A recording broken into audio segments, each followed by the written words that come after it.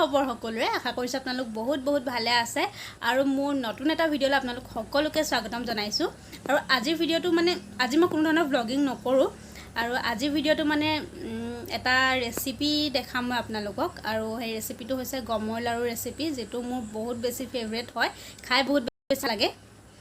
আৰু আজি বনাই পিনে আপোনালোকক দেখাম আৰু আপোনালোকে দেখিছে যদি আগৰ ব্লগবোৰ চাইছে মোভাগৰ তেতিয়াহলে এটো আপোনালোকে ধৰিব পাইছে এটো হৈছে আমাৰ ডাঙৰ বাহতৰ কোৱাটাৰ আৰু বাহতৰ কোৱাটাৰত আছোহি মই পৰখি আহিলো তো আপোনালোকে মোৰ আগৰ ব্লগত যদি চাইছে তেনেহলে জানিব যে বাহতৰ ঘৰৰ কাম ষ্টাৰ্ট কৰিছিল আৰু এতিয়া আৰু আজি হৈছে সানডে কাইলে তেওঁলোকৰ ঘৰৰ মানে সট দিব তো হেতু কাৰণে আহিছো আৰু ভাবিছো আজি এটা ভিডিও আপোনালোকৰ লগত শেয়াৰ কৰো আৰু কাইলৰ দিনটো যদি পাৰো তো ব্লগিং কৰিম আৰু হেয়াই দেৰি নকৰি ভিডিওটো আৰম্ভ কৰো আৰু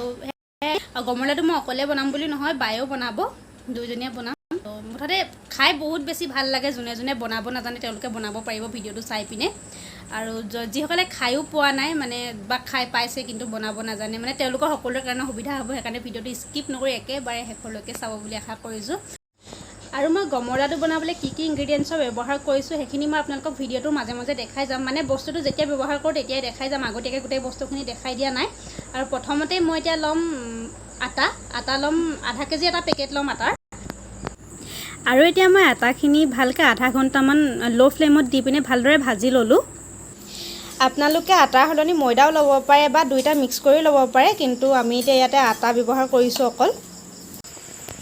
আৰু আটাখিনি ঠাণ্ডা হোৱালৈকে ইয়াতে মই অলপ ড্ৰাই ফ্ৰুটছ লৈছো এফালে লৈছো কিচমিচ আৰু এফালে আছে কাজু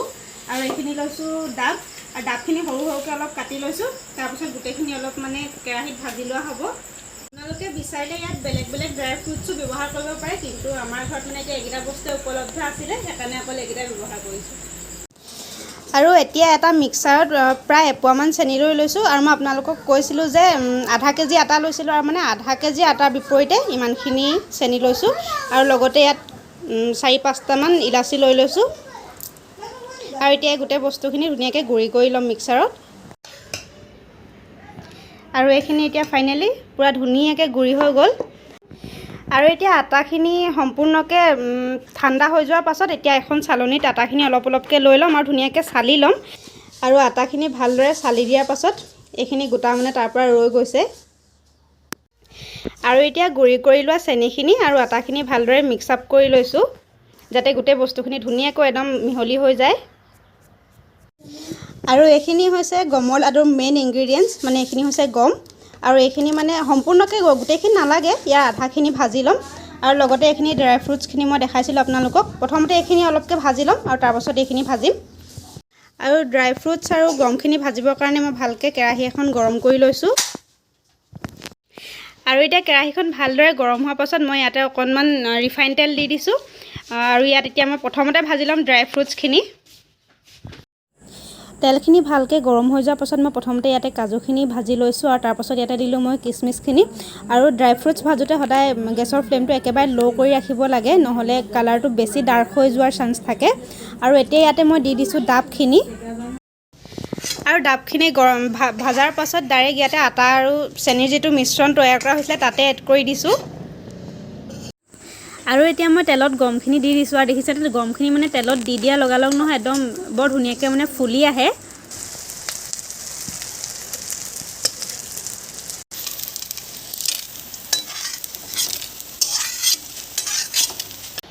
আৰু এতিয়া সম্পূৰ্ণ গমখিনি ভজা হৈ গ'ল আৰু এতিয়া মানে পুৰা ঠাণ্ডা হ'বলৈ দিব নালাগে গৰমে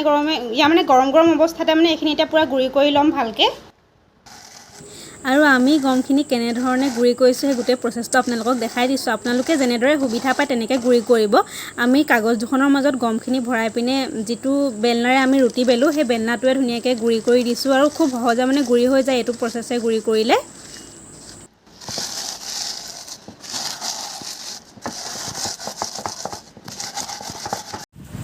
আৰু ড্ৰাই ফ্ৰুটছখিনি ঠাণ্ডা হোৱাৰ পাছত মই সৰু সৰুকৈ কাটি লৈছোঁ আপোনালোকে যিমান পাৰে সিমান সৰুকৈ কাটিবলৈ চেষ্টা কৰিব মোৰ কটাটো বাৰু অলপ ডাঙৰেই হ'ল মানে যিমান সৰু হয় সিমান গমৰ লাডুটো স্মুথ হয় আৰু মানে দেখিবলৈ খুব ধুনীয়া হয় আৰু মিহি হয় খাবলৈ বেলনাৰে গুৰি কৰাৰ পাছত আকৌ এবাৰ ভালকৈ গমখিনি হাতেৰে ভালকৈ এবাৰ মোহাৰি দিছোঁ আৰু তাৰ পাছত গোটেই গমখিনি আটাৰ মিশ্ৰণটোত দি দিছোঁ আৰু লগতে কাটি লোৱা ড্ৰাই ফ্ৰুটছখিনিও ইয়াতে এড কৰি দিছোঁ আৰু তাৰ পাছত এতিয়া গোটেই বস্তুখিনি আকৌ এবাৰ ভালকৈ মিক্স আপ কৰি লৈছোঁ তাৰ পাছত এতিয়া কেৰাহী এখনত আকৌ অকণমান ৰিফাইন তেল গৰম কৰি লৈছোঁ আৰু তেলখিনি ভালকৈ গৰম হৈ যোৱাৰ পাছত মই ইয়াতে গোটেই মিশ্ৰণখিনি দি দিছোঁ ভালকৈ অলপ ভাজি ল'বৰ কাৰণে আৰু 5 মিনিটমান ভালকৈ ভাজি লোৱাৰ পাছত মই ইয়াতে 1.5 চামুচমান গৰু ঘিউ এড কৰিছোঁ আৰু এইটো বস্তু নহয় একেবাৰে অপচনেল হয় আপোনালোকে ইচ্ছা কৰিলে নিদিবও পাৰে আৰু এতিয়া ল' ফ্লেমত এইখিনি ভালদৰে অলপ দেৰি ভাজি থাকিব লাগিব যেতিয়ালৈকে মানে এই মিশ্ৰণটো অলপ অলপকৈ তেল এৰিবলৈ আৰম্ভ কৰি নিদিয়ে আৰু যদি বস্তুটো অকণমান ড্ৰাই হোৱা নিচিনা দেখে তেতিয়া ইয়াতে অকণমান ৰিফাইন তেল এড কৰি দিব পাৰে যেনেকৈ আমি কৰিছোঁ আৰু এইখিনি এতিয়া প্ৰায় 15-20 মিনিটমান ভালদৰে মানে ল' ফ্লেমত ভজাৰ পাছত এতিয়া মানে মুঠি কৰিবৰ কাৰণে পূৰা ৰেডি হৈ গ'ল আৰু গেছৰ পৰা নমাই লগালগ আমি লাডুকেইটা বনাইছোঁ আপোনালোকেও নহয় পৰাপক্ষত মানে গৰমে গৰমে বনাব কাৰণ ঠাণ্ডা হৈ যোৱাৰ পাছত মানে লাডুকেইটা বনালে বহুত বেছি কষ্টও হয় আৰু ভাগি ভাগি যায় তেনেকৈ ভালো নালাগে এনেকৈ মানে গৰমে গৰমে বনোৱাৰ পাছত মানে লাডুকেইটা বনোৱাৰ পাছত মানে খুব ধুনীয়া হয় মানে মিহিও হয় দেখিছে আপোনালোকে আৰু মানে ইজিলি হৈ যায় আৰু এনেকৈ খায়ো ভাল লাগে দেখিবলৈও ভাল লাগে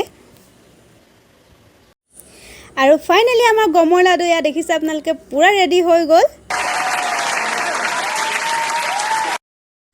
আৰু এতিয়া আছিলে আজিৰ ভিডিঅ' আপোনালোকে এবাৰ ঘৰত ট্ৰাই কৰি চাব গমৰ লাডু সঁচাকৈ বহুত বেছি টেষ্টি হয় কেনেকুৱা লাগিলে বেটা গমৰ লাডু কৈ দিয়া বহুত ভাল লাগিছে আৰু বেটা তুমি আহা আমাৰ আৰু এটা পোৱালি আছে ই ক'ব গমৰ লাডু খাই কেনেকুৱা লাগিলে কৈ দিয়া ভাল লাগিছে হা ভাল লাগিছে মানে ভাল লাগিলে বুলি কৈছে ই তাৰ ভাষাত অলপ কৈছে আৰু এইটোৱে আছিলে আজিৰ ভিডিঅ' যদি চাই ভাল পালে দেন প্লিজ লাইক কমেণ্ট আৰু শ্বেয়াৰ কৰি দিব আৰু যিসকলে মোৰ চেনেললৈ আহিছে প্ৰথমবাৰৰ বাবে তেওঁলোকে প্লিজ চেনেলটো ছাবস্ক্ৰাইব কৰি দিব আৰু নতুন এটা ভিডিঅ' সৈতে পুনৰ আহিম তেতিয়ালৈকে bye bye take care love you all